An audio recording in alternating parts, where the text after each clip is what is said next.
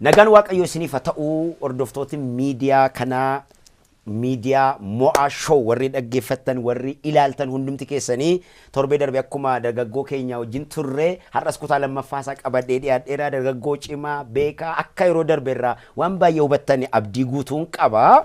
Har'asii dargaggoo keenya kanaa wajjin hayyuudha dhugaa dubbachuuf taanaanii amma umurii isaa miti waan guutuu qaba kan ammoo sabni keenya beekuu qaba beektu warra isin dursanii hojii isaanii ilaaltanii beekuu qabdu jedha macaafis waan ta'eef jabaa ofiin wabbaatu jabeeffata yaa Oromoo kanaaf jedheetani kanan waa'ee jabaa keenya haasa'uu barbaade kutaa keenya lammaffaa har'as dhiyaadheera dargaggoo keenya wajjin dargaggoo Wandimmaageny Huddeessaa Bidire yooyyaa baga deebite.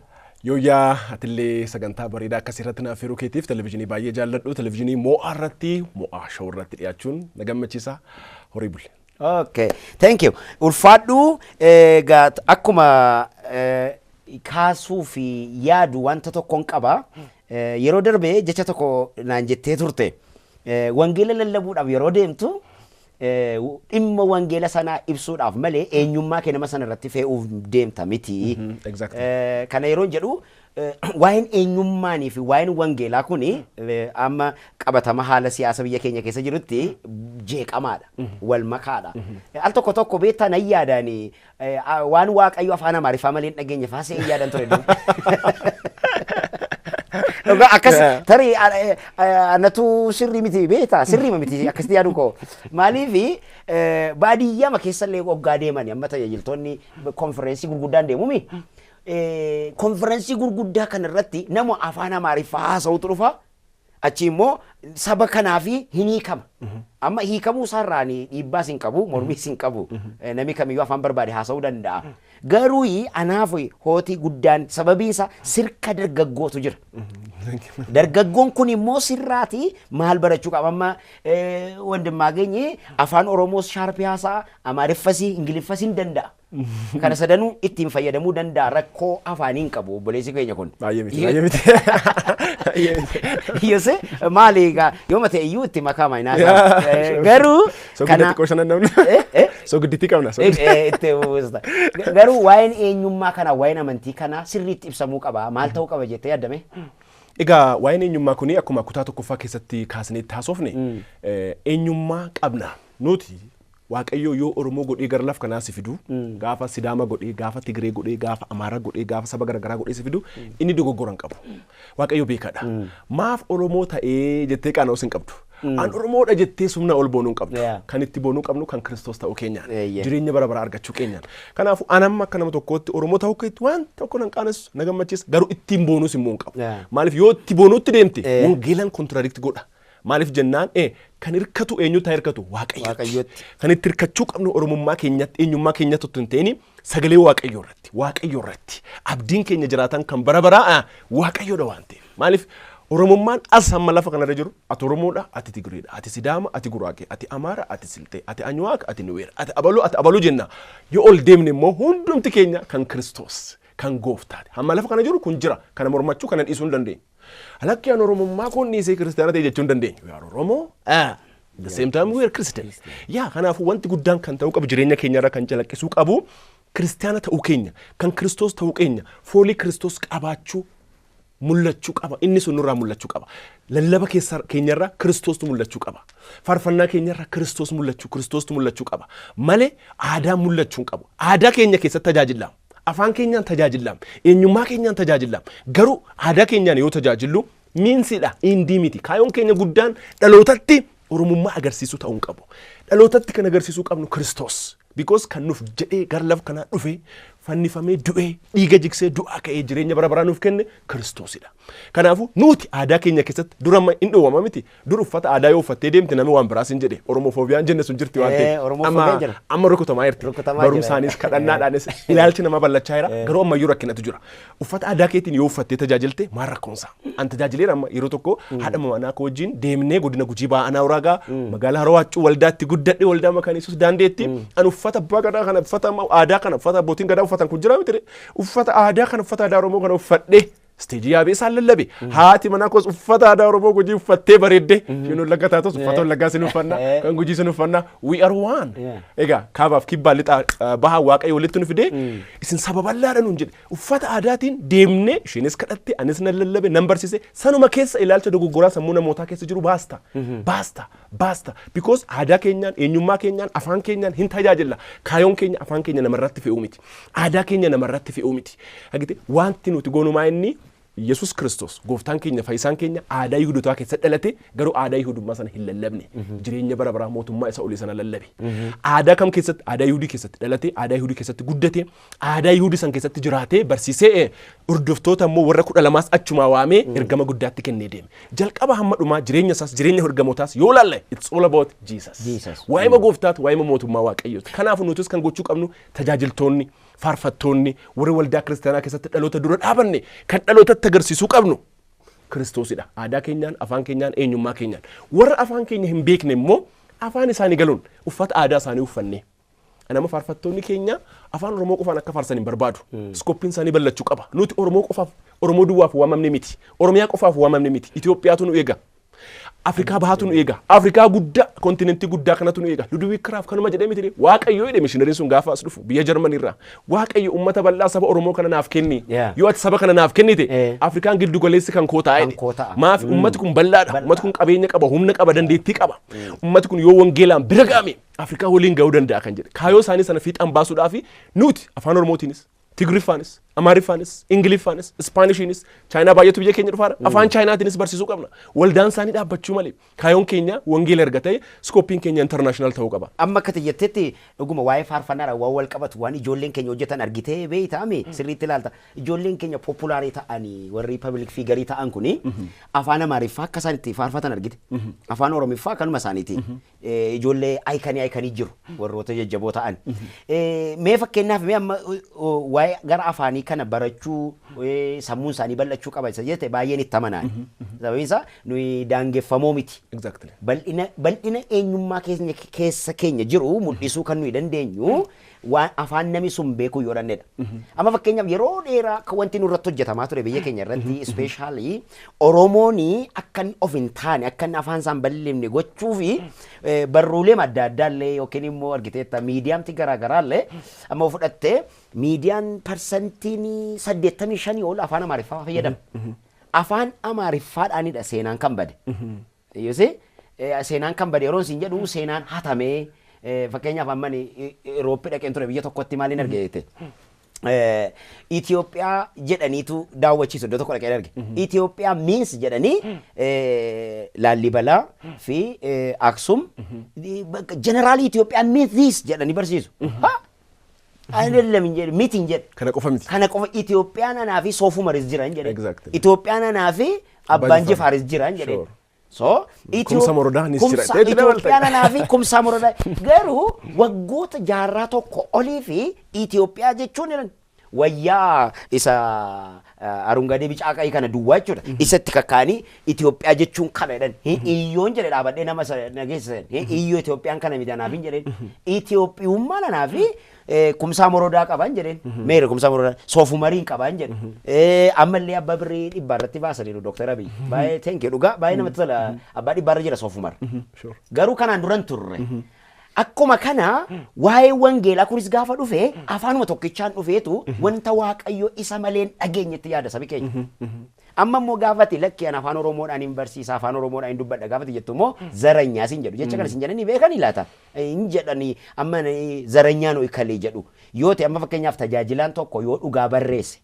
maaliif namni du'a yoo jedhe yookiin immoo maaliif siyaasi kun akkas ta'a yoo jedhe tajaajilaa taateeti gaafa barreessitu sirriidha moo sirrii miti dhugaa dubbatte moo siyaasa dubbatte jedhama meekan. Egaa asirratti gabaabumatti waan jechuu barbaadu nuti fakkeenya nama social media irratti darbee nama fayyadama waan xixiqqoo ishee nama barreessa. Gaafa barreessu hamma danda'ametti audiensiin garagara waan ta'eef uummata afaan Oromoo danda'uuf saba keenya saba bal'aadhaa fi afaan Oromootiin barreessa. At the same time immoo giddugoleessa fayyadamee afaan Oromootiin nan barreessa. At the same time immoo afaan Amaariffaatiin yaadicha hiikee nan maxxansa.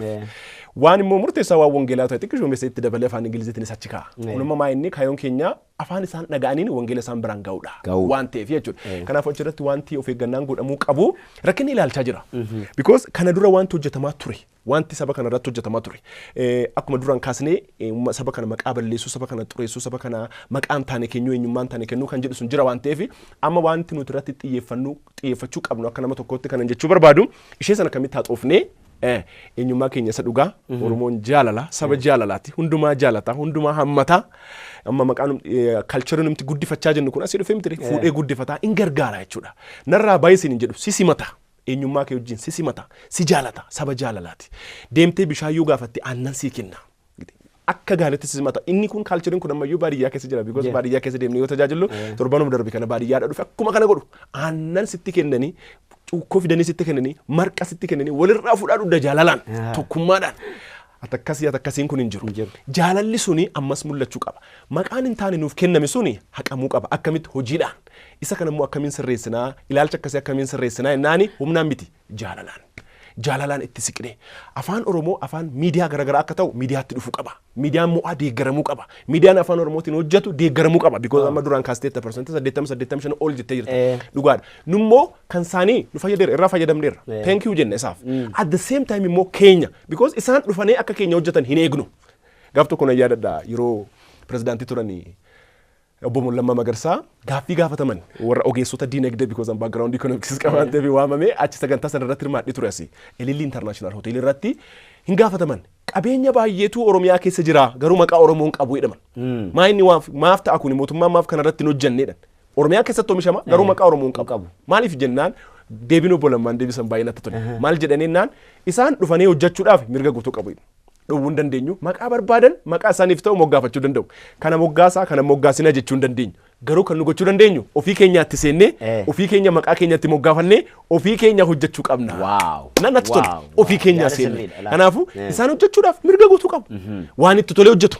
karaa itti tole deemu nummoo kan gochuu qabnu isaan kana godhan isaan jechuurra deebisnee ofitti deebinee tokkummaa uumnee jaalalaan afaan kun afaan miidiyaa akka ta'uuf miidiyaalee afaan Oromoo deeggaru hojiilee karaa afaan Oromoo guddisuutti hojjetaman deeggaru afaan kun afaan dinagdee akka ta'uuf immoo yeroo baay'ee Dr. Guutuu teessoo kana irratti hin barsiisu dargaggoon keenya dhaloonni keenya kotta magaalaatti seenaa biizinesiitti seenaa hojiitti seenaa jedhan baay'een jaaladha barsiisan waa'ee dinagdee kana dhuguma tokko taane afaan kun afaan dinagdee akka ta'uuf deemtee afaan Oromootiin kana qabdaa jettee gaafatti hin beekus hin jedhe maal gootari dirqamaan hin barsiistu hin beeku argas hin jedhe kan gochuu qabdu ofii keetii deemtee daldaluudha ofii keetii deemtee gurguruudha hojjechuudha dorgommii kana keessa seenuu qabda miidiyaa keessa dinagdee keessa social sector garagaraa keessa jireenya hawaasummaa garagaraa keessa seennee dhiibbaa uumuu qabna because ala dhaabannee jannatanaan dhiibbaa uumuun hin danda'amu itti seennee hojjannee dhiibbaa uumuu dandeenya kanaafu rakkina ilaalchaa namoonni nurratti qaban sanas kan jijjiiruu dandeenyu dhiibnee miti qubatti qabnee miti maqaa laanneefi miti jaalalaan jedha miti wangeellis dhugaa jaalalaan dubbadhaadha dhugaa jaalalaan yoo dubbanne hin moona jaalalli mo'aadha waan ta'eef because gooftaan Yesuus addunyaa kana yoo mo'u taankiin qabu misaayiliin qabu waraana tokko yoo hin diriirsine waan inni godhe maa inni jaalalaan dhufe nullee jaalalaan yoo hojjanne afaan keenya kun hin guddata aadaan keenya hin ballata eenyummaan keenya hin ballata aadaa ballate afaan ballate sana keessa immoo wangeelli keenya gooftaa Yesuus Kiristoos dhaloota bira kaayyoon keenya guddaan isa kana yaada baay'ee dinqiidha dargaggooni wandimmaa keenya amma akka waliigalaatti geggeessaa dargaggootaati kanaafuu fakkeenyaaf amma gaafa gara kaampasii dhattee leenjii laattu dargaggooti barnoota kee irratti hirmaatanii ati kan afuura duwwaa laattamoo bulchiinsa sin laatta waama barbaadde yoo laatta iyyuu fakkeenyaaf amma Oromoo ta'ee sabni Oromoodha waaqeffataan jira Protestaantiin jira Ortodoksiin jira so amma Oromummaan keenya amma kan nun tokko nu godhu amantii keenya miti Oromoo wajjin Oromummaa keenya dubbannaa afaan keenyaati jecha tokko qabna mana tokko qabna biyya tokko qabna wallee garuu akka dhuunfaatti yoo dhufte tokko kiristiyaana tokko kaatolikiidha tokko waaqeffataadha warroota kan amma ilaalchi fakkeenyaaf ilaalchi dargaggoo Oromoo gidduu jiru waama dargaggoo asoof nagaanne ati dargaggeessa waan taateef geggeessaa dargaggoos waan taateef itti fayyadama waa'ee social media sila siin kaasa jedhesi dargaggoo keenya akkamitti fayyadamuu qaba jedhu siin naasofna itti deemina waan ta'eef garuu hariiroon dargaggoon ati geggeessitu yoomiyyuu amma Pirootestaantii isa jedhamu yookiin pheenxee isa jedhamu duwwaa geggeessita miti. Barnoota kee kan hordofu dargaggeessa Oromoo maraati. Sababiin isaa barnooti kun barnoota waa'ee hafuuraa duwwaa miti kanatti ilaaltu. Geggeessummaa waa'ee hafuuraa duwwaa miti. Akkamitti akka jireenya hojii uummachuu qabu, akkamitti hafuura isaa geggeeffachuu akka qabu, akkamitti guddina hafuura isaatti deemuu akka qabu waan ta'eef jechuudha. So kanaaf hariiroon dargaggoota keenya gidduu jiru kun wal qoodiinsi amantii jira. Wal qoodiinsi lagaa jira. Laga yeroo si jedhu beekame. Tokko achi dhufe, tokko warra kana, tokko warra kana isa jedhamu. So inni kuni siif hojii manaa guddaadha. Iddoo kee kanaaf. So kana akkamittiin handil goota, akkamittiin qabuu danda'ama, akkamittiin geggeessuu danda'ama, akkamittiis immoo pilaatfoormii kee hubachuu qabu. Thank you. Egaa kana kan gochuu qabnu dhaloonni kun fakkeenyummaa gaarii barbaada. Keessattuu fakkeenyama dubbii lagaa kaastee miti. Ati lixaa, ati bahaa, ati kibbaa, ati kaaba waan akkasii jiraatu dhaloota tokko tokko bira hunda bira miti. Egaa ishee kana fakkeenya ta'uu qabnaa dhalooti. Fakkeenya ta'uu qabna. Fakkeenyaaf anamma akka loqodaatti yoo fudhattee jechuudha. Hundi keenya Oromoodha. Loqodi keenya immoo adda addaatti gara anamma gaafa gujii dhaqu akka loqoda gujiittan tajaajila barsiisa. Gaafa Wallagga deemu akka Wallaggaatti barsiisa. Sagalee Waaqayyoo ta'e sagalee. Dubbii qoonqoo waaqaa jenna. Dubbii qoonqoo waaqaa. Asif immoo sagalee Waaqayyoo jenna. Giddu galeessa afaan giddu galeessa. Anamma kan reefuu bakka barachuuf irratti ariifachaa jiru loqoda gara uummata keenya sababa bal'aa gara Harargeeti. Oromoo Harargee Abdusalaam Hiriyaa baay'ee jaalladhuun qaban na barsiisi jechaan jira.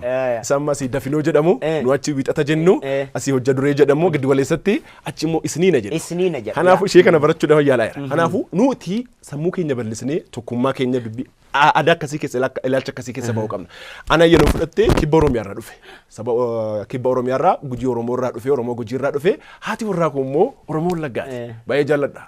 Egaa isheen Wallaggarraa ani immoo Gujiirraa kuna wal jaalannee ida'amnee jirra. Warri nu jaalattan maaloo nu eebbisaa garaa keessanirraa jenna. Egaa kibbarraa ka lixatti jechuudha. Nu amma maatiin kiyyaa godina Gujii bahaa Naawuraagaati. Kan ishee immoo Wallagga lixaa ayira. Kiiloomeetira 1000 walirraa fagaanna.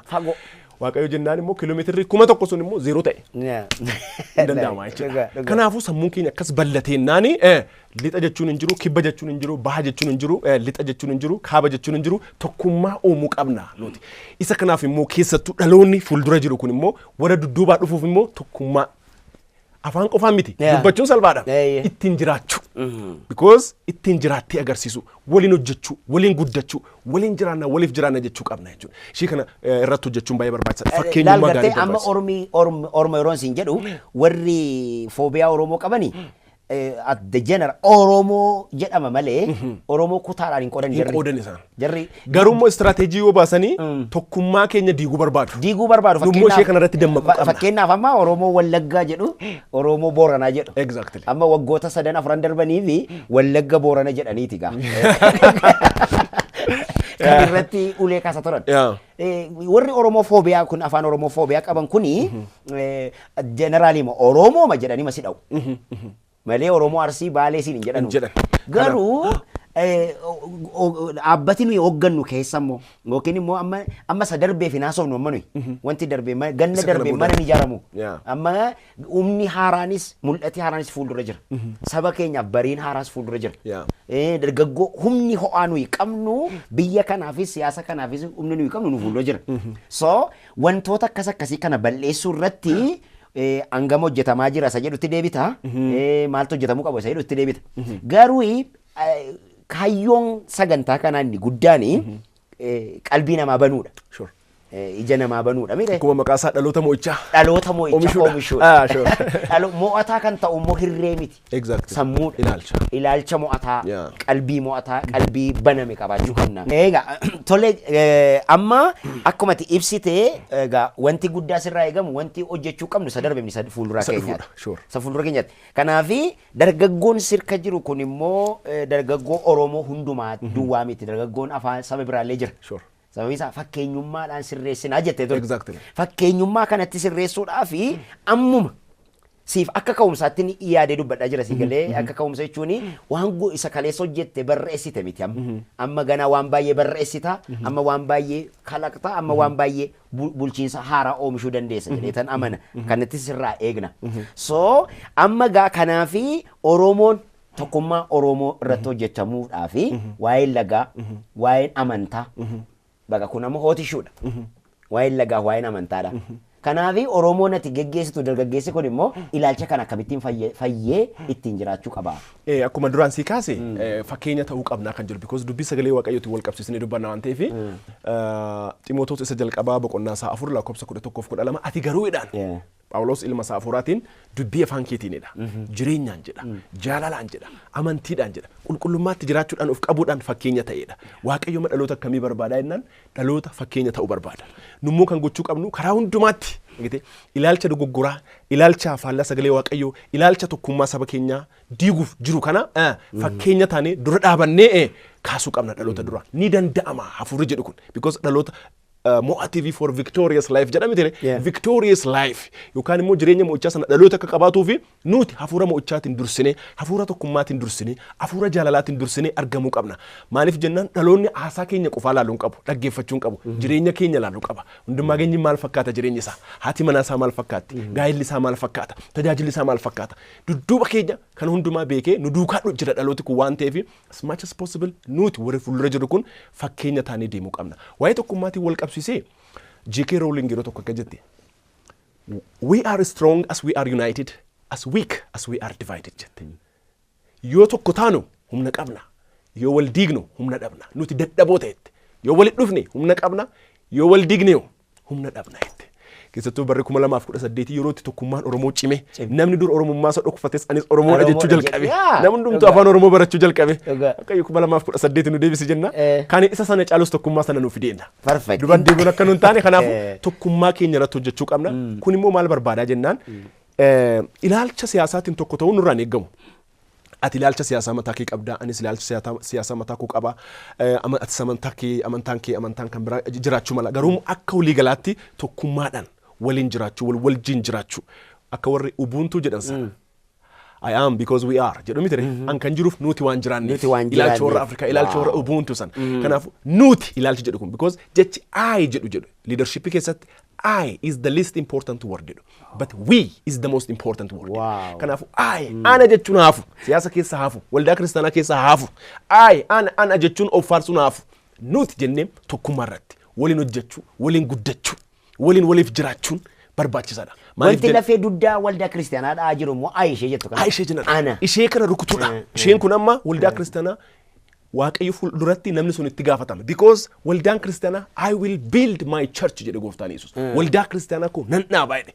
Waldaan kiristaanaa kan saati ati dhaabunda isatu dhaabee deeme nuti dameedha inni hidda inni muka wayinii isa dhugaati nuti damee isaati hidda ta'uu hin dandeenyu isadha hiddi mukti dhugaa isadha waan ta'eef kan faarfamuu qabu kan dubbatamuu qabu kan lallabamuu qabu isadha waan ta'eef jedhee kan dubbachuu danda'u isa qofa. I am the way the truth and the life I am resurrection and life jedhee jedhee kan dubbatu ana jedhee kan dubbachuu danda'u ani buddeena dhugaati an du'aa ka'aaf jireenya ani karaadha dhugaadha jireenya jedhee kan dubbachuu danda'u an balbala dhugaati an tiksee dhugaati jedhee an in the Old Testament in the New Testament an jedhee kan dubbachuu danda'u isa qofa. Nuti kan jechuu qabu nuti jennee waliin hojjechuu waliin guddachuu waliin dhalootaaf eebba ta'uun barbaachisaadha. Ishee tokkummaa kana irratti immoo dubbii qofaan otoo hin ta'in practically waliin hojjechuun barbaachisaadha. Keessattuu nan appreciate godha warra waliif industry waliif industry'n waliif education jedhanii jalqaban waliin guddannaa hoottaa waliif taxiin jira waliif educationin jira waliif healthin jira waliif constructionin jira waliif agro industry'n jira waliif microfinancing jira waliif transportin jira waliif maqaan isaa humna qaba argite wal deeggaraa waliin guddachuu waliin hojjechuu amma isa odaadhaan jedhamee jalqabamee ture sonillee progress inni irra jiru beeku malee tokkummaa keenya cimsuu qabna dinagdeedhaan tokkummaa karaa siyaasaatiin ilaalcha garagaraa yoo utuu qabaanne iyyuu ati na barbaachista ansi barbaachisa ilaalchi garagaraa kun walitti dhufee aannan raasanii dhadhaa baasu miti akkuma san ilaalchi garagaraa kun walitti dhufee raafamee dhadhaatu keessaa ba'a dhadhaan sun immoo dhalootaaf eebbata Oromoo qofaaf miti saba kan biraatiifis eebba ta'uu qabna addunyaadhaaf eebba ta'uu qabna iskooppiin keenya bal'achuu qaba karaa wangeelaas karaa dinagdees karaa biizineesiis karaa hundumaa. Baay'ee ajaa'iba baay'ee natti toleera baay'ee galatoomii amma gaaffii muraasan qaba gaaffii ani qabu fakkeenyaaf garuu amma geggeessaan raajii ta'uu danda'a. Or apostil barsiisaa wangeelaa ta'uu danda'a.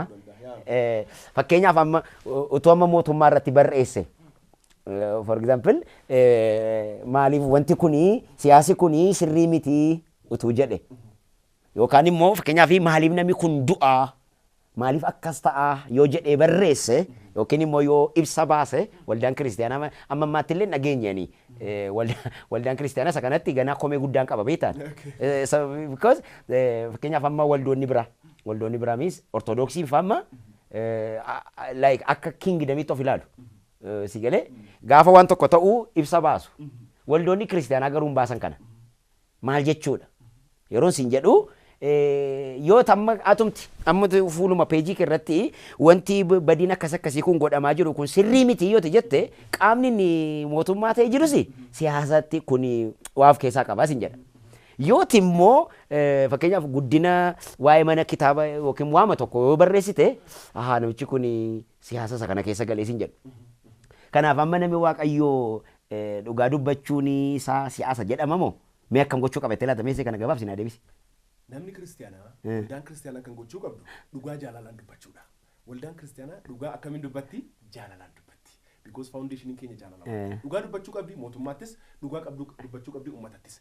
Mootummaan yoo balleessite karaa sirriirra hin jirtu deebi'aa jechuu qabdi. Amma isa kanan dhabe nama maaliif si gaafadhe? Mootummaan yoo balleessite mootummaa deebii karaa sirriirra hin jirtu jechuu qabdi. Because waldaan kiristaanaa paartiin qabdu. Miseensa paartii kamuun taatu paartiin ishee gooftaa Yesuus. Mootummaan isheen kan oliiti. Mootummaan waldaan kiristaanaa ambaasaadara mootummaa Waaqayyooti. Kanaafuu isheen paartii biyya lafaa hin qabdu miseensa paartii kamuu miti hundumaa immoo weelkam jettee simatti. Hundumaaf balballi ishee banaa. Mootummaan yoo dogoggore karaa sirriirra hin jirtu. Yoo karaa sirriirra jiraate karaa sirriirra jirtaa jabaadhu jette. Uummannis yoo dogoggore uummata karaa sirriirra hin jirtan deebi'a. Hundumaan jechuudha gochuu qabdi. Waldaan kiristaanaa dhaabbata araaraati. Araara dubbachuu. Araara labsuu dhaabbata jaalalaatti dhaabbata araaraatti kan gochuu qabdu. Amma siyaasa mootummaas fudhattee gaggeessuu hin qabdu. Siyaasa uummataas uummanni jedheefis jettee gaggeessuu hin qabdu. Dhugaan eessa jira?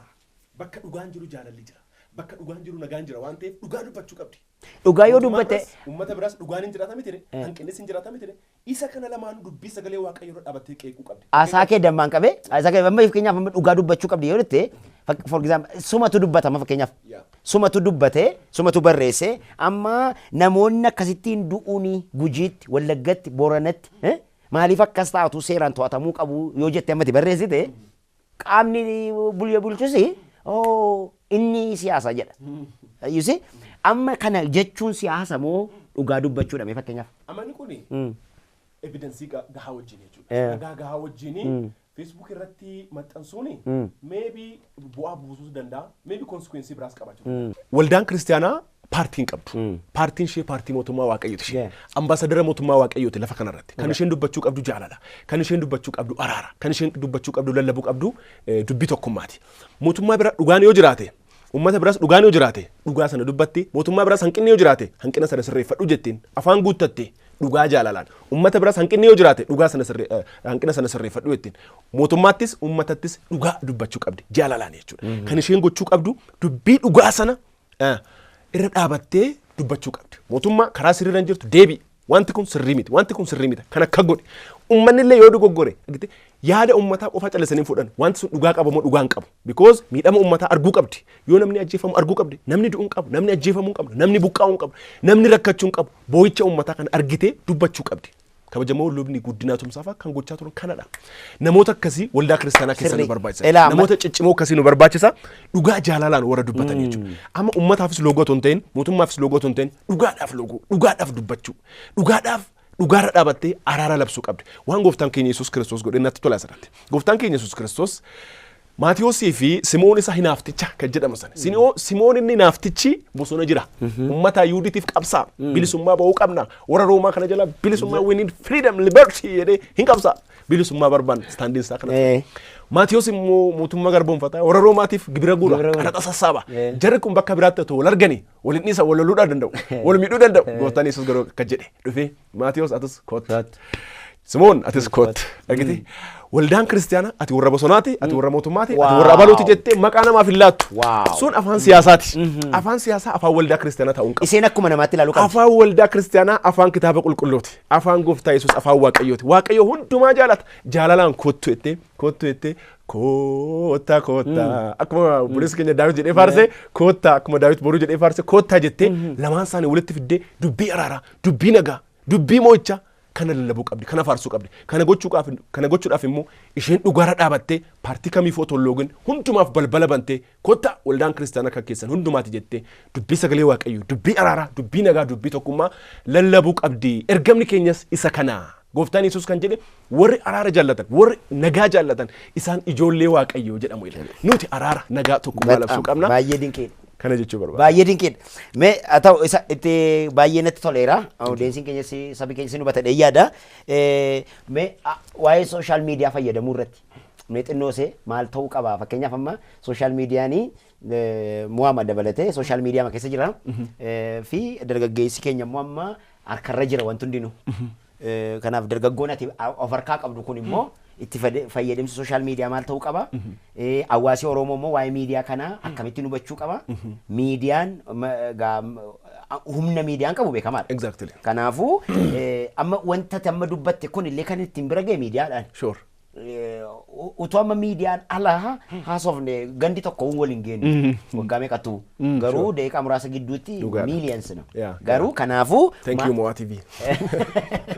Mo'a TV dubbata waa'ee isaa waan ta'uu qabullee waan sagantaan kennellee waan ta'uu qabu dubbata garuu kanaaf mee gabaabsiiti itti fayyadamni sooshaal miidiyaa maal ta'uu qaba dargaggeessi keenya sooshaal miidiyaa irratti wanta barraa'u duukaa garuma tokkotti luucaa garuma argetti luucaa gara dhugaa barbaaduudhaaf badaa dhimmi keenya hin jiru garuma arrabsoo qabutti deemna garuma wantoota jira gaa sooshaal miidiyaa kanarra wantoota gabaa baay'ee qaban danuu isaanii jiru wanti dhugaan gabaan qabu sooshaal miidiyaa irra wanuma soba waanuma wal nama jibbisiisu malee garuu dhugaan hin qallatti immoo hin cittu jedhe akkas ilaaga kanaaf mee maal ta'uu qaba dargaggeessi kun akkamittiin sooshaal miidiyaa fayyadamuu qaba uummanni Oromoos akkam gochuu qaba jettee yaadame thank you gaaffii bareedaadha gooftaan keenya Yesuus Kiristoos akka jedhe maal akka dhageessan maal akka ilaaltan of eeggadhaa jedhe nuti dhaloota mul'ataati buleessa kiyya buletti kiyya karaa televiziyoonii mo'aa show dhaggeeffachaa kan jirtu ati dhaloota mul'ataati waaqayyo siin waan hojjechuu barbaadu qaba ati karaan kee dheeradha tuqaa gurraacha jireenya kee irratti hin fidin of eeggadhu borooyeessa akka geessu hin beektu waan hin taane sooshaal miidiyaa kee irratti hin barreessin hin dubbatin maaliif jennaani eessa akka geenyu hin beeknu karaan keenya dheeradha karaan keenya fagoodha namni lafa fagoo ga'u immoo ilaalcha gaariidhaan guutame beettee maal jedhu beettee warri your attitude determines your altitude jedhu ilaalcha beete jireenya mo'ichaa jedhu miti televiziyoonii mo'a keessattuu waa'ee kanaan wal qabatee riisarchii tokkotu biyya Ingilaanditti hojjetamee ture riisarchiin kun maal jedha namni milkaa'uudhaaf jedha IQ'n knowledge and skill kan jennu kun beekumsiif dandeettiin ogummaan jennu kun persentii 12.5 qofaa qabaa jedhe contribution isaa milkaa'ina keenyaaf beekumsi keenya persentii 12.5 dha persentiin 87.5 maalidha jennaan ilaalcha kanaaf televiziyooniin mo'aas kan jechaa jiru mo'aa TV shownis kan jechaa jiru ilaalcha mo'ichaatiin guutamu ilaalcha mo'ichaa dubbachuu ilaalcha mo'ichaa faarsuu because positive thinking attracts positive results jedhu kanaaf social media keenyas jireenyi keenyas kan godhamuu qabu kan ilaaluu qabnu kan yaaduu qabnu kan dubbachuu qabnu waan positive waan gaarii wanta namni akka sirratti godhu hin barbaanne namarratti hin godhin wanta namni akka siin jedhu hin barbaanne namaan hin jedhin by the way waan dubbannu kana hundumaaf guyyaa dhumaatti deebiitti ilaanna gooftaa duratti deebiitti ilaanna waan ati barreessituun dhalootatu fayyaa jira moo abaaramaa jira waan ati jettuun waatu jaaramaa jira moo waatu diigamaa jira namatu abaaramaa jira moo kufaa jira isa kana of gaafachuun barbaachisaadha kanaafuu as much as possible wanti barreessinu maal jedhe beettee think twice before you speak once jedhu miti lama yaadi tokko dubbachuu kee dura waaqayyo gurra lama nuuf kenne afaan tokko kan nuuf kenneefi moora akka dhaggeeffannuuf dhaggeeffachuutti ariifadhaa malee dubbachuutti nariifatinaa jedha dubbachuun kun egaa afaan digital technology kanaan barreessuus qabataa jechuudha wanti nu barreessinu words are power and words have power and words could be your power dubbii afaan keenya dubbii dhaloota fayyisu dubbii dhaloota ijaaru ayyaana namatti kan dabalu kan jajjabeessuu qabu jedha sagalee waaqayyo waan akkasiitti kan dubbachuu qabnummaa social meediyaan keenya kanaan laallamuu qaba remotiin harka kee jira remotii harka kee jiru kana immoo waan hin taane hin banatin waan hin taane ilaalin dhuguma digital age keessa jirra digital technology kun eebba waldaa kiristaanaati garuu nuti kan gochuu qabnu akkamitti itti fayyadamaa irraadha argite hamma seexanni digital technology itti fayyadami waldaan kiristaanaa utuu fayyadamteetti ta'e addunyaa wangeelli ga'ee ture jedhe tajaajila wangeelaa tokkotu ittiin fayyadamne waldaan kiristaanaas televiziyoonii mo'aas televiziyoonii garaagaraa televiziyoonii afuuraas deeggara digital technology kanatti kootta digital generation karaa kanaan qaqqabna waan ta'eef feesbuukii warri fayyadamtan telegiraamii warri fayyadamtan tiiktookii warri fayyadamtan social media garaagaraa instaagiraamii maal yuutuubii warri laaltan wanti sin laaluu qabdan waan mul'ata kee deeggaru qofaa ta'uu qaba anama kan deemee barsiisu kana yuunivarsiitii irratti dargaggoota garaagaraa namoota gaafa leenjisu namni jalqaba jireenya isaatti milkaa'uudhaaf sadarkaan inni jalqaba mul'ata kee adda baafachuudha. Maafan uumame keessi kiyya maal jallata keessi kiyya maal danda'a what's my passion what's my ability karaan sun karaa kee erga adda baafattee karaa kee sana beekumsaan guddisi. Beekumsi akka xaa'ooti namni midhaan qotee achiin xaa'oo jala kaa'ame ture xaa'oon hin guddisa. Barumsi mul'ata si keessatti numu mul'ata kee musiif ijaara. Kanaafu social medias kitaabota garagaraas televizyinii garagaraas yoo laaltu waan na gargaaru jedhi ilaali. YouTube akkaawuntii waan xuraa'aa gadhiisu, Facebook waan xuraa'aa gadhiisu, unsubscribe godhu, blog godhu, ofirraa eeggadhu, sammuu kee eegi. Maaliif jennaani boru karaa kanaan of geggeessita jireenya kee geggeessita waan ta'eef dhaloonni kun social media itti fayyadamuu qaba eeyyen waldaan kiristaanaa itti fayyadamuu qabdi eeyyen eebba dhaloota kanaaf nuuf kennamedha. Phaawulos fa'aa bara isaaniitti teknooloojiin jiru barreessanii deeman. Atoo Phaawulos ergaalee sana hundumaa nuun barreessanii arra nu bira hin jiru. Kanaafuu Maartin Luuteres kan jedhe teknooloojii bara isaatti fayyadame hin barreesse. Teknooloojii bara kanaa immoo barreessuunis jira, miidiyaanis jira, sooshaal miidiyaa, diijitaal teknooloojiin kun jira. Karaa kanaan fayyadamuudha. Dhaloonni immoo kan gochuu qabu filachuun barbaachisaadha. Hundumaa jaallachuun hin ta'u. Waan nu gargaaru filannee keessa dhaggeeffachuu. Amma fakkeenyaaf wanta poost godhu sadii irratti fakkeenyaaf amma paaster Abaluu yookiin immoo Raajii Abaluun yoo qeeqa wayii poost godhe. Fakkeenyaaf wantoota badii akkasii ta'ee mootummaa irratti amma kifti dabdaabbe jedha yookiin immoo xalayaa banaa jedhamee barreessa yeroo baay'ee nan fayyadamu waan kana xalayaa banaa jedhanii barreessaa nama barbaadu sana bira inuma ga'a karaa kamiin illee so amma gaafa barreessu tajaajilaan biraan gaafa poost godhu warri kan inni nama siyaasaati namaan jedhu dhugaa dubbachuu dhugaa waan ta'e dubbachuun nama siyaasaa nama jechiisaa garuu dhugaa dubbachuun nama siyaasaa nama jechiseessu nuti ifa waldaa kiristaanaatii hin jedhu wangeelli ifa biyya lafaatiin hin jedha waldaan kiristaanaa isheenuu ifa. Kanaafuu yoo taane siyaasa keessas deemnee ibsuu qabna. Dinagdee keessas seennee ibsuu qabna. Jireenya hawaasummaa keessas ibsuu qabna. Akkamiin garuu ifa Kiristoos nu keessa jiru sanaan dhugaa dubbachuudhaan haqa dubbachuudhaan beektee wanti nu gochuu qabnu gama lamaanuu laallee otoo hin ta'in dhugaa laallee dhugaa dubbachuu qabna. Achi keessatti immoo adeemsa sana keessatti fakkeenyaaf atama mootummaa dhimma tokko irratti qeequu barbaadde. Qaamni dhimmicha kallattiidhaan ilaallatu jira. Maybe waan kana Facebook irratti yoo maxxanse caalaa taamoo yoo man ragaa walitti sassaabadhee qindeessee qaamaan deemee nama sana communicate godhe caalaatti dhimmichi sirra'uu danda'a. Because kaayoon kee kana barreesseera namnis naaf arguunaaf dhaga'u otoo hin ta'in dhimmichi sun akka sirratudha. Karaa kamiin yoo deemee dhimmicha sirreessuu danda'a. Karaa kamtu caala? Karaa kamtu effectiveidha? Which way is effective and efficient? Jennee adda baasnee deemuu qabna jechuudha. Because የቆጡን አወርዳለሁ ብላ የቤቢቷን ጣለች ይሉስ ከነፉ ፉዳቲ ሰቦባ ጀላ ገተ ከጀነ ማክሰፋና ማሪፋ ከነስሬስ ነጀኔ ከነርካ ቀብኑስ ከንብራሳ ከንገኔፊ ወልዳን ክርስቲያና ዱጋዱበቹ ቀብዲ ዱጋዱበቱ ሰነሞ ጃላላን ዱበቹ ቀብዲ ንጀዱ ሰነማ ጋፊ ጭማዳ ወልዳን ክርስቲያና ኮኒ አማማቲ ዱበቴን ቤቱ Uga dubbachuuf taanaanii bara baarotum saafaa bara qees guddinaa dubbachaarti ammas maybe gaataaudha budanda malee abbootiin keenya dubbachaar because credit isaan dhabsiisuu ta'an ta'e dubbachaa jirra yoo jedhe ta'e dhufan as show keenya irratti inni fuudha gaaniir godha yoo dubbachaa jirra ta'e dubbachaa jirra jedhanii haa dhufan show keenya irratti maybe miidiyaatti akka malee beekamuu dhabuu danda'a malee generalize gochuun hin ulfaata abbootiin dhimma araaraa biyyaa irratti yaalan abbootii amantaa garagaraa jiraachuu ay completely cufuu koomiyya cufuu kiyyaa miti barama akka offend ta'anii dhufan hin barbaadamma mul'isuun barbaade ay waamuu wayya jechuun waldaan kiristiyaanaa dhugaa dubbachuuf taanaan kun komii makoodha komii makoo fi komii namoota baay'eeti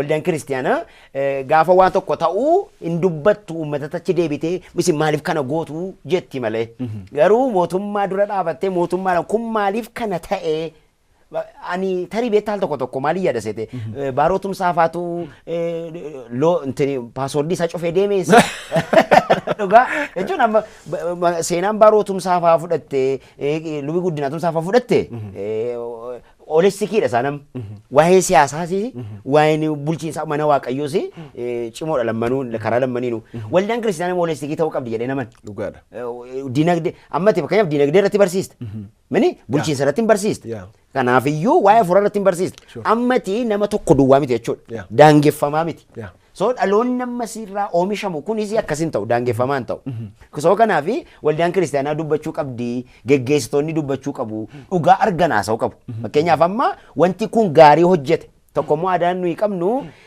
baqa siin appreciate gochuun qaba ol si kaasuun qaba waan ati hojjette beekamtee argachuu qabda saba kana keessatti beekamtee argachuu qabda beekumsa keetti namni fayyadamuu qaba. Karaa biraa immoo waan ati hin hojjenne si keessa baafachuu qabna. Humna qabdu kanaan jechuudha. Sagantaan kun kana dhabni qabsoonsaa. Kanaafuu waldaan kiristaanaa dubbachuu qabdi, falmuu qabdi, dhugaa dubbachuun siyaasa nama hin jechiisu jetta kaa. Moo akkamitti ati? Dhugaa dubbachuun nama dhugaa dubbatu nama taasisa malee nama siyaasa nama hin taasisu. Kana jechuun yoo akka jette bee dhugaan siyaasa keessa hin jiru fakkaata. Ta'uun qabu. Amma asirratti dhugaan siyaasa keessa hin jira. Because siyaasa jechuun siistemii bulchiinsaati. Siistemii ittiin wal bulchinuudha. Yeroo baay'ee ilaalcha dogoggoraa tokkotu jira. Politics is a dirty game jedhu. Isa kanarratti pirezidaantiin Naayijeeriyaa duraanii Olusegun Obasanjo waan isaan jedhanii Politics is a dirty game. Siyaasi tapha xuraadha warri jedhani warra harki isaanii xuraa'ee siyaasa keessa seenanidha jedhe. Bakka isaanii malee. Siyaasa keessa warra seenan warra siyaasaaf waamicha qabanidha. Warra siyaasa keessa seenanii siyaasa hoogganan jiru dandeettii isaa waamicha isaa kennaa isaa mul'ata isaa warri qaban. Namoonni immoo siyaasi bakka isaanii hin taane siyaasa xureessu. Kanaaf namni hundumtuu kennaa isaatiin bakka isaa yoo argate dura deemaa ta'a malee dura taa'an ta'u. Amma kan dhaloota dura taa'utu baay'ate maaliif bakka isaan arganne waan ta'eef. Kanaaf kan gochuu qabu amma kan televezyiinii kanaan nu laalaa jiru namni hundumtuu bakka koodhamu bakka koo miti. Waldaa kiristaanaa keessattis dinagdee jireenya hawaasummaa siyaasa bakka jiru hundumaatti namni karaa isaa yoo deeme because once you have a passion you have energy. Karaa kee irra jiraattee naan waan sana jaallatta taanaan milkoofta. Success comes easily if you love what you do. Karaa kee irra yoo deemte milkoofta salphaatti. Kanaaf wanti namni gochuu qabu karaa isaa irra dhaabachuu karaa isaa irra deemu. Namni siyaasni bakka isaa miti ta'e siyaasa keessa ba'u. Amma nutis amma bara kana maaltu baay'ate beektaa xinxalaa siyaasaatu baay'ate ta'uun qabu warra siyaasa xinxalan warra siyaasa beekan amma wanti sadii jira 3 P's jedhu yeroo baay'ee tokkoffaan paashinii eeriyaa sanarratti qabdamuun qabdu fedhii qabdaa eeriyaa sanarratti tokko of gaafadhu karaa jirtu irratti lammaffaa performansii qabdaa eeriyaa sanarratti profeshinii qabdaa eeriyaa sanarratti wanti sadan kun murteessaadha. Paashinii kee ilaaluu qabda, profeshinii kee ilaaluu qabda. Eeriyaa sanarratti baratteerta. Anama siyaasa yookaan immoo waa'ee ogummaa fayyaa irratti kootu xiinxaleetu naan jette waan tokko hin beekuun qaba. Profeshinii koo miti, backgroundii koo miti. Dhaggeeffachuu qaba eeriyaa sanarratti. Kanaaf namni hundumtuu gaaffilee sadan kan of gaafachuu qaba. 3 P's kan jennu kan. Tokko paashinii isaa keessa isaa dhaggeeffachuu qaba. Lama professional backgroundii qabaachuu qaba. Yoo san biyyi kun fayyuu danda'a. Siyaasi biyya kanaa kan fayyu namni paashinii isaa duukaa, namni profeshinii isaa barumsa isaa ogummaa isaa duukaa yoo hiriiree fi dandeettii isaa gite performance isaa duukaa yoo hiriire waldaan kiristaanaas in fayyiti. Siyaasi keenyas in fayya, dinagdeen keenyas in fayya. Hundumti keenya bakka keenyatti yoo hiriire dhalootaaf eebbataana. Waliif dhalootaaf eebbataana jedhee. Baay'ee yeroo ajaa'ibaati. Dhugaa dubbachuuf taana baay'ee yeroo ajaa'ibaati. Daawwattoonni keenyas akka isaan guutummaatti si hubatan nan abdadha. Yeroo biraas na fida nama kana akkuma barbaade ta'e illee haa ta'u malee deebitee dhufta. Tole yeroo gaarii qabdu yeroo mi'aa qabdurraa na hirtee dhufteetta baay'ee natti toleera odeensiin sabni keenyas akka inni baay'ee si hubatu naa galeera naa gala nan hubadha. So garuu daawwattoonni keenya yaada qabdanii ilaalcha qabdan hundumaa barreessuu bilbiluu hin dagatina isiniin jedha. Amma ammaatti dargaggoon ani duukaa ture barsiisaadha. Barsiisaa maaliiti yoo naan jettanii barsiisaa geggeessummaati barsiisaa akka hojii namni uumuu fi dadammaqiinsa dargaggoota keessatti nama uumuudha. Akkasumas immoo geggeessaa waliigalaa dargaggootaati akka biyyattiitti jechuudha. Kanaafuu nama cimaadha, nama ga'umsa gahaa qabudha, beekumsa gahaa akkuma amma irraa hubachaa turtan yeroo darbeessa akkuma hubattanidha. Garuu dhumarratti utuun hin cufiin dura sagantaa koo irraa utuun hin goolabiin dura yaada xumuraan isaaf laadha waan hafe jettume yaada xumuraa yoo qabaatte natti. Thank you. Gooftaan si eebbisu carraa kana naaf kennuu keetiif keessumaa jalqabaa mo'aa shoo irratti gootiin afeeroo keetiif horii bulii siin jedha. Achumaan immoo waan gabaabaa gaggeessitoota waan jechuu barbaadu keessattuu dhaloota laalchise keessattuu ijoolleef dargaggoota keenya laalchise. Dargaggooti keenya waa sadii barbaadu gaggeessitoota keenyarraa. Wanti isaan barbaadan gaggeessitoota waldaa kiristaanaa, siyaasa, jireenya hawaasummaa, sadarkaa garaagaraa gaggeessummaarra warri jirtan, warri irra existing leaders taatan, warri irra dhaloota gaggeessaa jirtan, dhaloota kanaaf waan sadii godhaa jechuu barbaada. Tokkoffaanii dhaloota kana barsiisaa. Dhaloonni kun barumsa barbaada. Qeeqa miti. Akkas jettee arrabsoo otoo hin ta'in barumsa isa dhugaa barsiistee, hin barsiista, hin leenjista, sammuu isaa irratti hojjetta. Erga barsiistee waan barbaachisuudhaan erga hidhachiistee booda achi immoo carraa kenniif hin hojjeta. Gaggeessi jedhi carraa kenniif, daldali jedhi carraa kenniif, hooggani jedhi carraa kenniif, barsiisi jedhi dhaloota dura deemi jedhi tajaajili jedhi carraa kenniif, opportunity barbaada. Lammaffaarratti, sadaffaarratti immoo jajjabeessuu barbaada, hamilee barbaada. Gite hamileedhaan bira dhaabadhu. Because dargaggeessi barumsa argannaan, carraa argannaan, hamilee argannaan homtuu san dhaabu. Homtuu nun dhaabu akkuma buleessi keenya Magarsaan jedhee faarsee, homtuu nun dhaabu jedhee faarsee achuma akkasitti deema. Dargaggoota keenyaan immoo waan jechuu barbaadu gabaabumatti dargaggoota haala addunyaan keessa jirtu, haala biyya keenya keessa jirtu, haala garaagaraa laaltanii abdiin kutatina Waaqayyo jira. inni hundumaatti nu gargaara biyyi keenyas nagaan taate gooftaan nu gargaara gidduun seena hin kadhanna isa sanaaf isin immoo wanti gochuu qabdan yeroo kamuu akkuma mul'ati kaayoon televezyiinii kanallee jedhu hafuura mo'ichaa dhaloota keessa kaa'uudha akkuma jedhu san dargaggoon keenya ilaalcha isaa mo'amaa keessaa gara mo'ichaatti fiduu qaba ani hin qabu ani hin danda'u ani hin beeku fira hin qabu nama hin qabu barumsa hin qabu qabeenya hin qabu kana hundumaa keessaa ba'i jaarraa 21 farratti hin qabu jetta taanaan womaan qabdu na duraa gorii sin jedha maaloo kottu sin hin jedha na duraa gorii waan qabdu taanaan sin jedha kanaafuu waaqayyoon hin qaba akkuma Phaawulos jedhe humna kanaaf kennu Kiristoosin hundumaa nan danda'a jedhan hafuura mo'ichaatiin guutamne ilaalcha keenya mentaalitiin keenya attituudiin keenya victorious spirit because milkaa'ina keenyaaf persentiin 87.5 akkuma duraan researchiin jedhe ilaalcha keenya attitude keenya IQ'n keenya knowledge and skill beekumsiif ogummaan persentii 12.5 kanaafu ilaalcha keessan gara mo'ichaatti fida achi yoo gara dirreetti seenaa gara fiigichaatti seenaa gara ispoortiitti seenaa gara biizinesiitti seenaa mul'ata keessan jiru adda baasaa gara hojiitti seenaa barichi bara fiiguu siniif haa ta'u erga gara hojiitti seentanii booda harkan kennina never ever give up maaliif jennaan waaqayyo nu gargaara biizinesii keessa kufuutu jira ka'uutu jira business cycling isaa akkasii ol ba'uun jira gabbuun jira haalan taane keessa waa jalqabdee haalan taane keessa har'a yoo jiraatte boru guyyaa biraati hin sirraata boru guyyaa biraati boru waaqayyoon sirreessa waaqayyo immoo si gargaara yoo karaa kanaan ta'uu baate karaa kanaan ta'a yoo karaa kanaan ta'uu baate karaa kanaan ta'a waaqayyo waan hundumaaf maan qaba karaa qaba si gargaara hafuura mo'ichaatiin guutami Donald Trump kan jedhan dubbadhee asirratti fixuu barbaada Donald Trump yeroo afur pirezidaantii Ameerikaa ta'uudhaaf hin yaalan Donald Trump hin yaalan 1988 irraa kaasee 2004 2012 yaalanii hin milkoofne 2016 kan milkaan yeroo shanaffaatti maayini dhoksaansaa biizinesii keessaniif milkaa'ina keessaniif Donald Trump nama biizinesiiti pirezidaantii Ameerikaa the oldest and the richest jedhamani bitte umrii guddaatti pirezidaantii kan ta'e abbaa qabeenyaa guddaa ta'e pirezidaantii kan ta'e maayini dhoksaansaa biizinesittis hojii keessanittis milkooftan jennaani dhimmi siyaasa isaa akkuma jirutti ta'e jechuudha jireenya milkaa'ina isaa karaa biizinesiitiin yoo fudhanne ani jireenya kootti harkan kutadhu yeroo afurii yaalee shanaffarratti milkaa'edhan dargaggoota jedhan ergaan ani isiniif qabu harkan kenninaa jedhan never give up mul'ata kee amma keessa kee guutuu ta'etti karaa kee irratti harkan guutin namooti amma guddatanii bakka guddaa gahan hundumtu mul'ata isaanii irratti challenge hundumaa challenge gochaa darban kanaafuu never give up jabaadhaa waaqayyo kallattii hundumaan isin gargaaru har'a karaa kanaan yoo cimnee hojjenne boru namootaaf harka rukutaan jiraannu warra harka nuuf rukutan taana kana hundumaatti immoo waaqayyo nu gargaara inni dhumaa immoo dhaggeeffattoota walii galaatiin waan jedhee xumuruu barbaadu nama Yihudii tokkotu dhiyeenya kana gara gooftaa dhufe Messianic Jewish jedhamu biyya Israa'el keessatti warra gooftaatti amananidha isaan Messianic Jewish warra jennu baay'een Yihudoota gara gooftaa dhufaa jiru amma akkas jedhe warra Ameerikaanotaatiin Ameerikaanota baay'ee dura dhaabate akkas jedhe isin Ameerikaanota baay'ee galateeffannaa warra Ameerikaa qabeenyaan nu gargaartan karaa militariitti nu gargaartan karaa baay'eedhaan biyya keenya Israa'el deeggartaniitu jedhe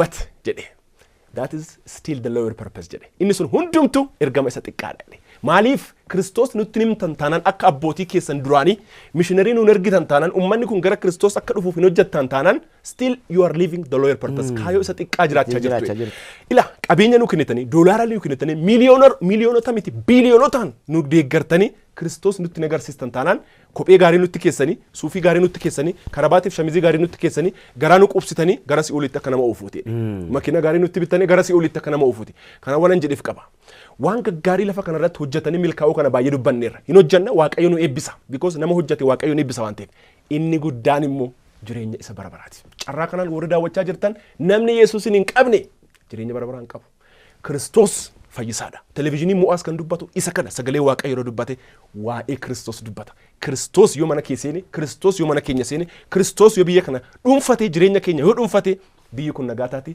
gooftaan Yesuus Kiristoos isin jaalata Yesuus mo'aadha nuti ijoolleen isaas mo'aadha gooftaan baraaf jireenya keessan eebbisu televezyiinii mo'aa haa eebbisu hojjettoota televezyiinii mo'aa haa eebbisu gad wardiyyaarraa qulqulleessitoorraa hamma daayireektaraatti hamma pirezidaantiitti warri jirtan hundumtu eebbifama hafuura mo'ichaatiin eebbifama hamma lammaffaa deebinee wal arginutti horaa bulaa deebanaa jenna thank you so much thank you baay'ee galatoomii baay'ee ulfaadhu hundumti keessanii kabajamaa waan sagantaa keenya hordoftanii fi waan baay'ee akka irraa hubattanii waan baay'ee akka irraa barattan abdii guutuu qabna amma keessummaa keenya ittaanu wal arginutti amma sagantaa biraatiin wal arginutti mo'aa shown itti fufaa sagantaa kana irratti beektota warroota dhiibbaa uumanii siyaasaan ta'u waan kamiiniyyuu hin finnaa yaada isaan keessa jiru hin dhiyeessinaa sabni keenya akka inni dammaqu waan barbaannuu fi TV kana daawwachuu akka hin dhiifne sagantaa keenya YouTube'dhaan subscribe godhaa share godhaa like comment godhaa baay'ee ulfaadhaa stay blessed